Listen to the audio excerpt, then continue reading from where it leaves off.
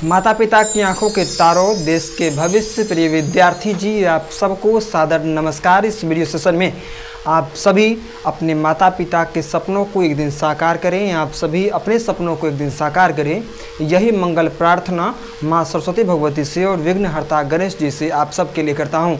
आप सबके लिए विघ्नहर्ता गणेश जी से प्रार्थना करता हूँ कि आपकी ज़िंदगी का हर पड़ाव शुभ हो, मंगलमय हो। इन्हीं मंगल शुभकामनाओं के साथ चैप्टर वाइज क्वेश्चन बैंक से क्वेश्चन की श्रृंखला में आज हम लोग आपके बीच में हिंदी संकाय के एक नए अध्याय को लेकर के आज प्रेजेंट हैं, जिस अध्याय का नाम है अर्धनारीश्वर, जिसके रचयिता हैं रामधारी सिंह दिनकर, जिनका जन्म 23 सितंबर 1908 ईस्वी को सिमरिया बेगूसराय बिहार में हुआ। साहित्य जगत के एक ऐसे सितारे रामधारी सिंह दिनकर जिनके विषय में जितने भी शब्द लिखे जाएं तो शायद वो शब्द बौने प्रतीत होंगे। चाहे कितनी भी मोटी पुस्तक में उन पर 1000 कविताएं लिखी जाए अथवा 1000 आलेख लिखे जाएं, वो तमाम आलेख, वो तमाम कविताएं भी कहीं न कहीं उनके व्यक्तित्व, उनके कृतित्व को कहीं न कहीं पूर्णतः सिद्ध करने में असक्षम सिद्ध होगी। अर्धनारीश्वर शिव और पार्वती का कल्पित रूप है, जिसमें आधा अंग नर और आधा नारी का होता है। अब इस पाठ में बताया क्या गया है, तो रामधारी सिंह दिनकर के अनुसार इस पाठ में इस बात को बताया गया है कि नर और नारी एक ही द्रव्य की ढली दो प्रतिमाएं हैं और नर के बिना नारी का अस्तित्व अधूरा है और नारी के बिना नर का अस्तित्व अधूरा है। दोनों के होने से ही इस सृष्टि का होना है। इनमें से किसी एक का अभाव सृष्टि की गोद को सूनी कर सकती है। तो इन्हीं बातों को इस पाठ में बताया गया है। इस पाठ में ये बताया गया है कि एक का गुण जो है वो दूसरे का दोष नहीं है। पुरुष के अंदर नारी का भी गुण होना चाहिए और नारी के अंदर पुरुष का भी गुण होना चाहिए। तत्पश्चात सृष्टि में की जो गाड़ी जो है, सृष्टि की जो गाड़ी की रफ्तार जो है वो सही पायदान पर चलती रहेगी। तो इसके लिए अति आवश्यक है कि दोनों अपने अपने कार्यों को समझे। दोनों यह ना समझे कि उसका गुण यदि मैं अपना लूँगा, नर का गुण यदि नारी अपना लेगी तो नारी के गुणों में बट्टा लग जाएगा, ऐसी कोई बात नहीं है। अगर नारी यदि पुरुषों का गुण अपना लेती है तो उसके गुणों में बट्टा आ जाएगा, ऐसी कोई बात नहीं है। दोनों के गुणों में यदि आदान प्रदान होगा, दोनों के गुणों का आपस का, तो निश्चित रूप से कहीं न कहीं उनके जीवन की रफ्तार, उनके विकास की रफ्तार और ज़्यादा तेज होगी, समाज का भी समुचित विकास होगा। 2013 से लेकर के 2024 के अंतराल में जो भी प्रश्न अर्धनारीश्वर से पूछे जा चुके हैं उन प्रश्नों का अब हम लोग विश्लेषण करेंगे। इस पाठ से जो प्रथम प्रश्न है वह यह है कि स्त्रीयोचित गुण क्या है। तो लिखेंगे स्त्रीयोचित गुण है, जैसा कि पाठ्य पुस्तक में बताया गया है कि दया, ममता, करुणा, भीरुता, एक के दुख से दुखी होना, दूसरों के दुख में दुखी होना और दूसरों की खुशी में शरीक होना, ये स्त्रीयोचित गुण है। स्त्री के अंदर ममत्व का खान होता है, उसके अंदर ममता लुटाने का खान होता है, उनके अंदर दया का भाव होता है, दूसरे के दुख को समझने की भावना होती है। यह एक स्त्रीयोचित गुण है ना। इसके पश्चात दूसरा महत्वपूर्ण प्रश्न है। इन प्रश्नों को जो मैं बता रहा हूँ ये वो प्रश्न हैं जो कि परीक्षा में पूछे जा चुके हैं 2013 से लेकर के 2024 के बीच में। तो ये प्रश्न काफ़ी महत्वपूर्ण हैं आप सबों के लिए, इसलिए इन प्रश्नों को सुनने के क्रम में आप लोग एक नोटबुक लेकर के बैठें, जैसा कि विगत वीडियो में भी आपको बताया जा चुका है। नोटबुक लेकर के बैठें, नोटबुक में तमाम प्रश्नों को अंकित करें, देन उन प्रश्नों को घर पे बनाने का अभ्यास करें ताकि आपको सदा के लिए वह प्रश्न आपके मानस पटल पर अंकित हो जाए। इसके पश्चात अगला इंपॉर्टेंट प्रश्न है कि पुरुष के गुण क्या है।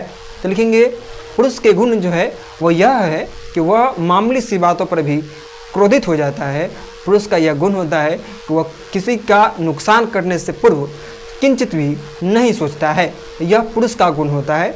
मगर हर एक पुरुष ऐसे नहीं होते हैं। कुछ एक पुरुषों के अंदर नकारात्मक विचार कम और सकारात्मक विचारों में अत्यंत वृद्धि होती है। इसके पश्चात अगला इंपॉर्टेंट प्रश्न है, तीसरा नंबर महत्वपूर्ण प्रश्न है कि नारी की प्राधीनता कब से प्रारंभ हुई। तो लिखेंगे नारी की प्राधीनता, प्राधीनता कहने का मतलब है नारी कब से दूसरों के अधीन रहने लगी, अर्थात पुरुषों के अधीन कब से नारी रहने लगी। तो लिखेंगे नारी की प्राधीनता तब से प्रारंभ हुई जब से कृषि का आविष्कार हुआ। कृषि के आविष्कार हो जाने के पश्चात पुरुषों ने नर और नारी के बीच के कार्यों का बंटवारा कर दिया। नर ने कहा कि तुम्हें अब घर के कार्यों को संभालना है और हम लोग घर के बाहर के कार्यों को संभालेंगे। तो नारी की प्राधीनता तब से प्रारंभ हुई जब से कृषि का आविष्कार हुआ। इसके पश्चात अगला इंपॉर्टेंट प्रश्न है, जो कि चौथा नंबर प्रश्न है कि यदि संधि की वार्ता कुंती और गांधारी के बीच हुई होती तो बहुत हद तक संभव था कि महाभारत नहीं मचता। बहुत हद तक महाभारत नहीं मचता, इससे आप कहाँ तक सहमत हैं? तो लिखेंगे इससे, इस कथन से मैं पूर्णतः सहमत हूँ। ऐसा इसलिए कि यदि संधि की वार्ता मतलब सुलह की वार्ता जो है, बातचीत जो है, यदि वह कुंती और गांधारी के बीच में हुई होती तो निश्चित रूप से महाभारत नहीं मचता।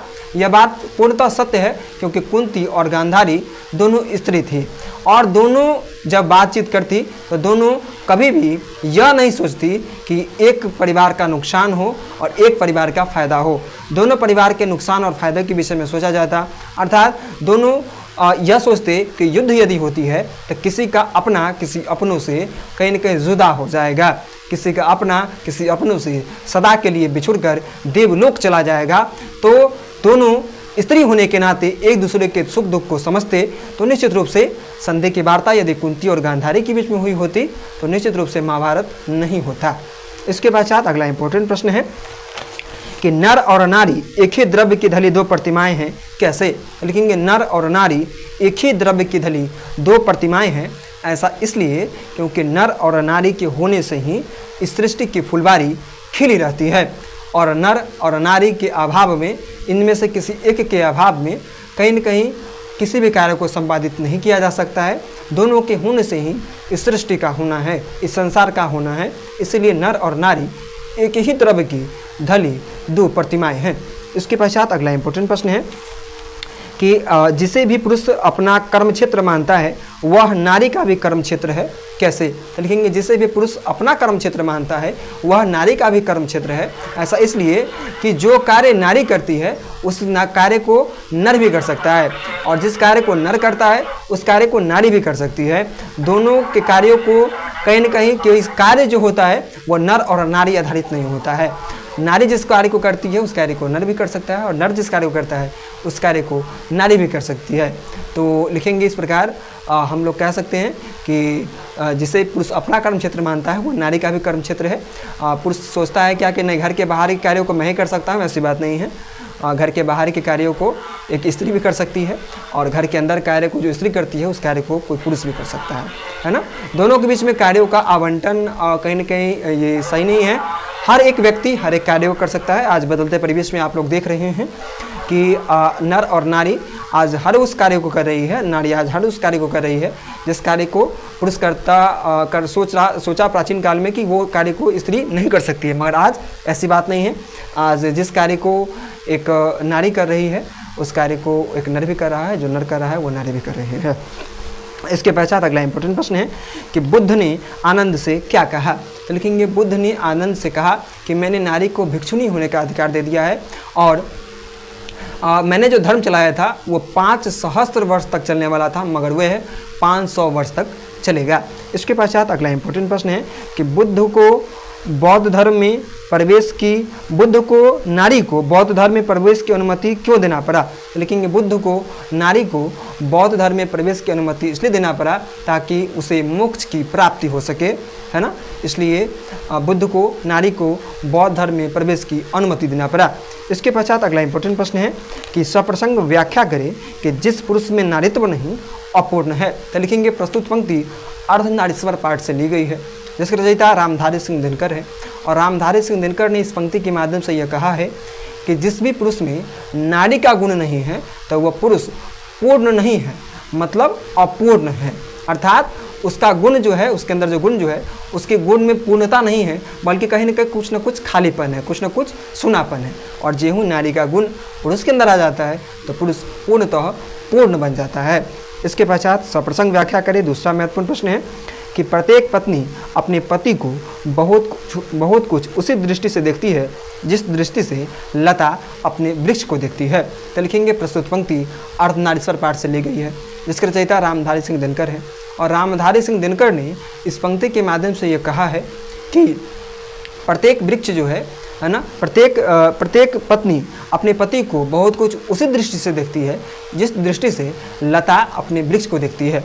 जिस प्रकार लता जो है वह यह समझती है कि मेरा अस्तित्व तब तक है जब तक वृक्ष हमसे जुड़ा हुआ है, वृक्ष के अभाव में लता का कोई अस्तित्व नहीं है। उसी प्रकार प्रत्येक पत्नी यह सोचती है कि पति के बिना मेरे जीवन का कोई अस्तित्व नहीं है। इसीलिए यह कहा गया है कि प्रत्येक पत्नी अपने पति को बहुत कुछ उसी दृष्टि से देखती है जिस दृष्टि से लता अपने वृक्ष को देखती है। इसके पश्चात अगला इंपॉर्टेंट प्रश्न है, जो कि तीसरा महत्वपूर्ण सप्रसंग व्याख्या करने वाला प्रश्न है कि इसी प्रकार पुरुष भी स्त्रियोचित गुण अपनाकर समाज में स्त्रैण कहलाने से घबराता है। लिखेंगे प्रस्तुत पंक्ति अर्धनारीश्वर पाठ से ली गई है, जिसके रचयिता रामधारी सिंह दिनकर है।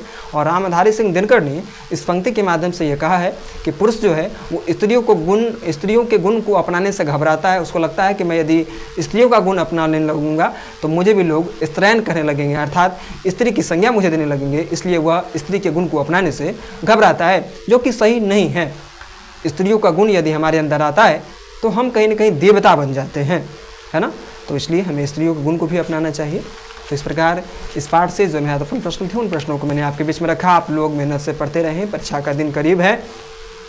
परीक्षा का दिन जितना भी है वो आपके लिए विशेष है, और जो भी शेष समय है उसको विशेष यदि आप नहीं समझते हैं, आपको यदि शिक्षक की समझाई बात, अपने माता पिता की समझाई बात यदि करेले की सब्जी की भांति यदि कड़वी लग रही है, इसका सीधा मतलब है कि आप उन रास्तों पर अपने कदम को बढ़ा रहे हैं जिन रास्तों पर चल करके आपको वर्तमान में तो यह लग रहा है कि आपको सुख का अनुभव हो रहा है, मगर भविष्य में आपको दुख भोगना पड़ेगा, अर्थात आपको आपके हिस्से में पछतावे के अनगिनत आंसू आएंगे।